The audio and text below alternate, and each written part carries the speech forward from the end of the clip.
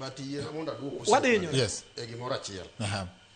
nikech ogola very good example e sirikal chalo ot te ot ka nitie janyuol gi nyithindo in this case en japiny to kapar ka japiny nyithindo e ot ema chiwo direction kuma jonyuol ot dhiye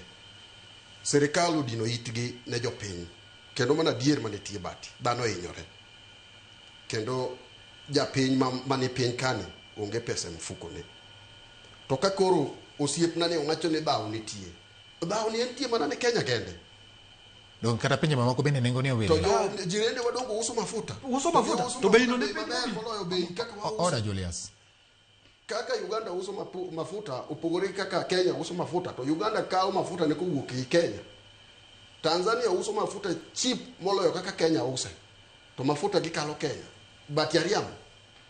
koro osiepna ne wedok ne sirikal kata ka gin e sirikal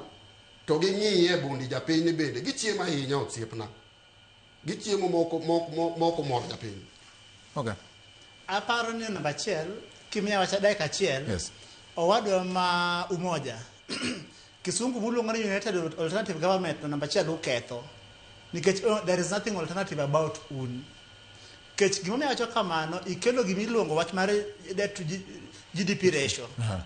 Wach mar debt to GDP ratio nokethore ka one of your principal partners miluongo ni Jubilee emanota sirikal kendo achiel kuom principles mag gir muluongo ni alternative kiang'oano emane omako sirikal kabisa koro mane kama ne ng'ikruok nochako betie to ing'eyo ni kinde duto iwacho ni the buck stops with who okay kata wacho no the buck stops with the president koro gimoro achiel mantie en ni kirango wach mar mauta to en nitiere okange ma sirikal nyalo timo okenge go osechako timore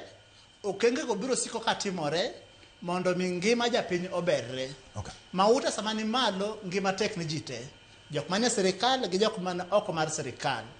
wan jok mane sayo miyo ng'wono mar tiyo ka achiel gi sirikandni wabiro hakikisha ni dwaro gi paro mar jopiny machalo kaka muwachogi gima wawachogi nikech sirikal ong'eyogi ni otimgi garaka manyalore lakini wach mar GDP ratio to kinyal keto na sirikal ni mukil but kapok wawuok adwa paro nosiepna ni gimoro